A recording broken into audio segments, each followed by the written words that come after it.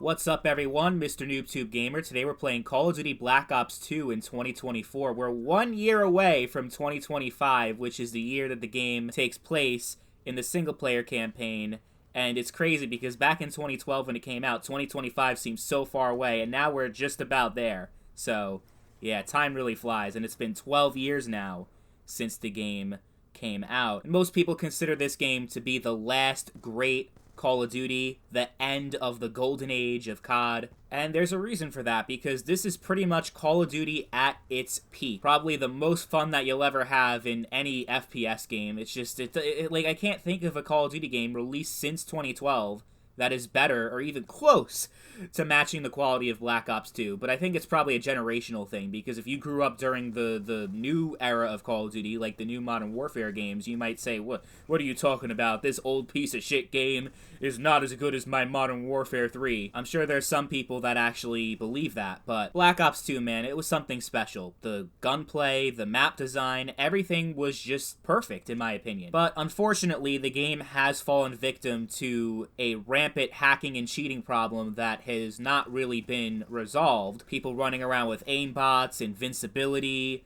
They got the shit where, like, they shoot and they automatically kill you. Like, so much cheating and hacking that has made the game pretty much unplayable for a very long period of time. I'd say 2015, 2016 is when it started to get really noticeable. But, you know, coming into this game in 2024, I expected the same level of problems with that, because typically I would come in, play the game, and almost every single match that I join is just completely hacked to shit. So I'd have to join another game and another game and another game before I finally get the perfect game that is hacker-free. But it was like maybe 10% of the time that I would be lucky enough to have that. For some reason, I didn't run into any of them this time around in 2024. I've been playing on and off for a couple of weeks to try to test it out and see, you know, how much widespread is the cheating problem in 24, and they're definitely still out there. The cheaters are definitely still doing their thing, but I think it's safe to say that it's a lot less common than it's been in years past. I think it's definitely a lot more playable in 2024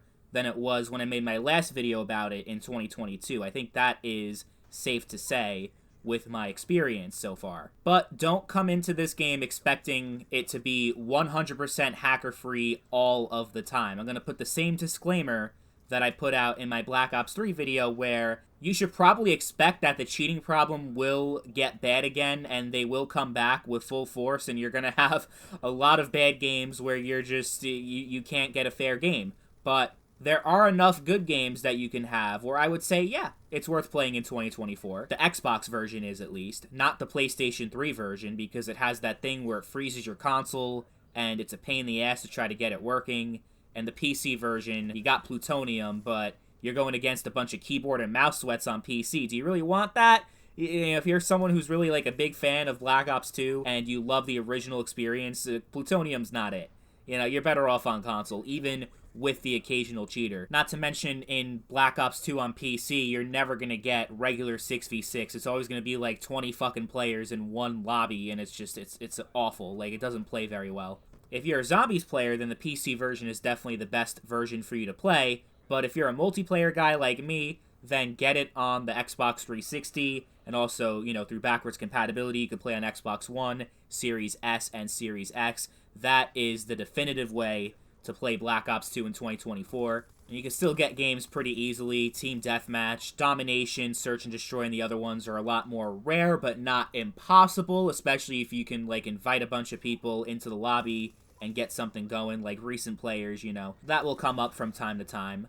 But yeah, it's going to be mostly Team Deathmatch. But with DLC, though, people still play the DLC maps, and the DLC maps are probably the best, not just in Call of Duty DLC, but in all of Call of Duty. The maps are just fantastic. Oh my god. So worth it if you can get them. It's tough, though. I don't know if I consider this game to be the greatest Call of Duty of all time, or Black Ops 1. It's very close, especially if you bring in zombies. Black Ops 1's probably got to take it, but overall, Black Ops 2 definitely holds up in 2024. When you're talking about gameplay, even the graphics they look pretty good considering it's a 360 game, right? Obviously, it's not going to be the most balanced online game you'll play. I went 34-0, pretty much not using my gun and getting all the kills from the fucking stealth chopper. But that's what Call of Duty's all about. That's what makes COD stand out from the rest. It's fun, chaotic, not always fair. The best player doesn't always win or have the highest KD, but, you know, there's something special in that. And if you love Call of Duty, you really can't get a much better experience than Black Ops 2, even still in 2024. Absolutely worth playing.